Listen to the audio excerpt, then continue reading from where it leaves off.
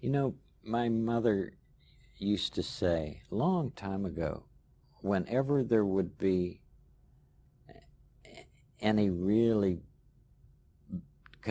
catastrophe that was in the movies or on the air, she would say, always look for the helpers. There will always be helpers, you know, even just on the sidelines. That's why I think that if news programs could make a conscious effort of showing rescue teams, of showing medical people, anybody who is coming into a place where there's a tragedy, to be sure that they include that. Because if you look for the helpers, you'll know that there's hope.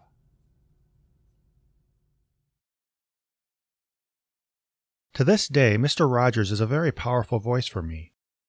Watching him talk will usually get an immediate emotional reaction out of me, partly because he always seems to talk about things he cares about with such a moving, gentle compassion, and partly just because he was a big piece of my childhood. Not only was his show my favorite, but he was comforting, speaking to what I thought and felt in a way that sometimes made him feel like a third parent to me. This isn't to say there was anything inadequate about my parents, but while they were wonderful and I had a great home life, no parent can be everything to their children, and the fact that Mr. Rogers could add another meaningful voice to my life does not diminish what my parents did for me as much as compliment it. I hope my own children find comfort and help in the various other voices in their lives, and in fact I hope that for all of you, whatever your age and wherever life currently finds you. My biggest goal for this channel is that I, in my way, can be this kind of helper for other people. In fact, I look up to and in some ways try to emulate Mr. Rogers, and I often think of him when I need a gut check about how I present myself or respond to people. Now this might sound weird considering how sarcastic and irreverent I often am on this channel, but this tone is not struck for mere entertainment purposes, nor is it an accident. I know there are young people who come to this or other atheist channels, often just curious, sometimes maybe in varying states of crisis over what to do about religion, who need someone to help them understand and put words to their doubts. To have at least some older, more confident voice assure them that the feelings and thoughts they hold inside themselves are okay, to help them reflect upon and process their past religious experiences, and in some minor way guide them on their continuing journey. In this process, they need not only the assurance of a gentle, helpful voice, but the empowerment of seeing someone stand up to a force that's bullied them all their lives. Sure, my sarcasm is partly intended to make my core message more watchable, so let's not be too idealistic to admit that. But more meaningfully, it's meant to put this bullying force in its place. To show that, while I'm here to help you process your feelings and experiences, I'm also here to model the fact that you don't have to be afraid of fundamentalism. To show that I don't take it seriously, and you shouldn't have to either. I want the monster that's lurked in the corner of your mind to get smaller and smaller as we laugh at it together. I want you to see that apologetics meant to manipulate you, and theology meant to shame you, are not only wrong but silly, so you can feel less intimidated by them and be ready to absorb and when necessary constructively respond to them. Now there's a lot to unpack in this process, and I'm not a mental health professional and can't address these issues on that level. But I take my responsibility to say what I think needs to be said very seriously. Now why am I talking about all this? Well, it's not to say I'm special for what I do. I'm not. Many others, including YouTubers I consider my circle of friends, make videos with the same approach for the same reasons. This is just what helpful, grounded adults should do when they've processed something, see others going through it, and have a platform they can use to speak out. There are a lot of ways to go about this, and we don't have to fit a rigid mold or even always directly address these topics. Sometimes just laughing at religion, hell, laughing in general or having a bit of fun spending time together as an online family, is important in its own right. But each and every one of us should show up every day with the end goal in mind of fostering that community, of helping others and, to whatever extent we need it, leaning on others. The final goal should not be things like money or attention or proving yourself right. Sure, we'd all be lying if we said we hated attention, and money helps us devote more time to better quality videos. Now, if some people do want to pursue wealth or attention, I guess I can't condemn them for it. It's just if that's what you want, I really wish you'd pursue it on another topic in another online community. Because the atheist YouTube community is one of the few places people, often young people, boxed into situations they can't escape from, and looking for some place they can find meaningful advice and possibly, eventually, a listening ear, can look to for support. It promises to open up a world of learning, a frank discussion of things they've been dying to question but were told they can't. That's what it was to me, even as an adult in my 30s when I first watched the likes of Logic and Non-Stamp Collector at the office where those in my personal life wouldn't find out. And I can only imagine how important it might be to young people in more vulnerable positions. Many of these people come to us damaged, hurt, and scared. Sure, some people might just be happy and healthy and looking to finally freely poke fun at religion, but many are legitimately vulnerable with no other place to go, and I guess maybe there isn't always a clear line between the two. The point is, though, that in whatever condition they come to us, we're the ones who are there, and we're the ones who are responsible to help. That's why I always prioritize messages from people looking for practical advice or support. I might not always be able to address time-consuming requests to review a video or a long piece of writing or dig into complex philosophical conversations, but where people really need help, I try to help them. And that's why I also want to support young content creators who are putting their voice out there even as they find their own footing. The fact is, I wish I could help them all. Something inside me, and I'm sure this is the case with a lot of us, wishes I could catch everybody, fix everything for them, and make sure they're all okay. But that's not the way it works. We all carry hurt inside, and sometimes for some of us, it gets overwhelming. None of us can take care of everybody, and sometimes, like they say, hurt people hurt people. Sometimes assholes hurt people. Sometimes it's hard to tell the difference. I'm sure most, if not all of you, know about the recent incident in which one of our own, Rachel Oates, was pushed into a very vulnerable place by a relentless campaign of bullying. For my part, I've struggled with what to think about it and what to say about it, including the surrounding context. For one thing, I wanted to give a little time for things to gel in my mind and calm down a little bit in the community. And from the start, I didn't want to title this video with her name or that of the other parties involved, for a few reasons. One of which being I didn't want to draw views with their names of the associated drama.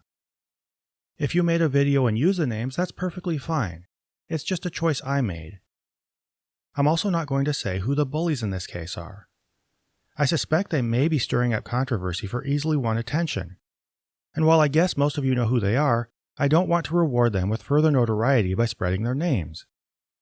And to whatever extent these people are legitimately misguided or acting out of their own internal hurt, drawing more public attention to them doesn't help anyway. The focus in any case should be on those who need help, because that's what we should all be here for. If you did what you could to support Ms. Oates in her time of need, that's great. As someone who's had limited real-life contact with her, I found her a very warm, soft-spoken, and by all appearances kind person. And like all other decent people, I hurt along with her and want the best for her on her continuing journey.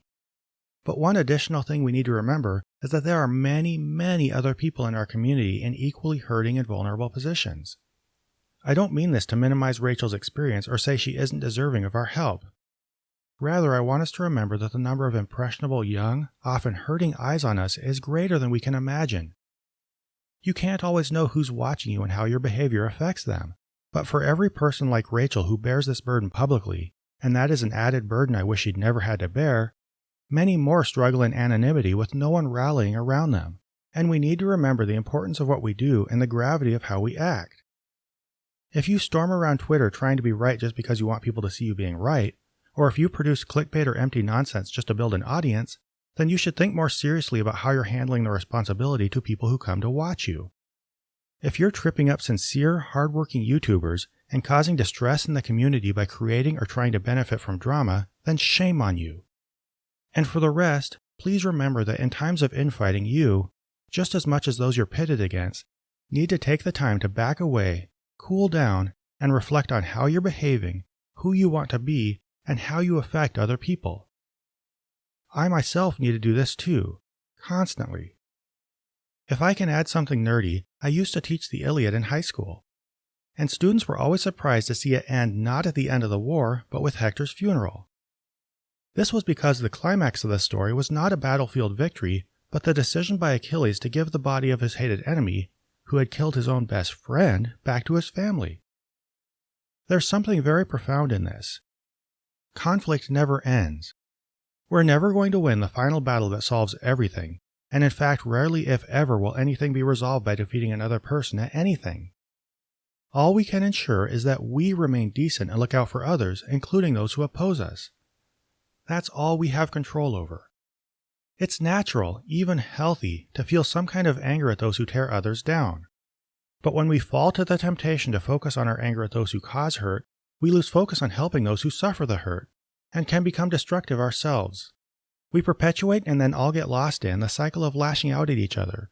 We fail to find any insight into why those who hurt others do so and how themselves might be hurting, and ultimately community breaks apart and it gets hard to tell who's even right anymore. Then those looking to us for help or comfort or a listening ear step into the room to see us screaming and throwing things at each other instead of acting like helpful adults. I don't want that, and I think we need to remember our responsibility to be better than that. Yes, sometimes we need to stand up for people, and sometimes that involves openly standing up to other people. I'm not saying that finding the right way to do this is easy. It tests our maturity, our sense of nuance, and our ability to think and act under fire like few other things we deal with. It requires us to stop ourselves before acting on instinct and reflect on the effects of our words, to ponder whether what we say or do is constructive instead of just satisfying. The world needs more helpers. We all need them and can be one of them. Hopefully you can find the ones you need. And hopefully you, in whatever situation you're in and to whatever extent you can, are being one. I preface this by talking a lot about why I make videos. I focus on them because I think what I say helps, at least in some way, and I don't want to add to the infighting or let it distract me from what I do. The drama will be what it is, with or without me, and it will be what it is with or without you. All you can do is decide whether you want to let it reflect on you. I don't think I've said anything here beyond the obvious, but maybe sometimes we need to be reminded of the obvious. And as I look at the state of our community and at the things people I care about are going through, this was the best way I could think of to address it.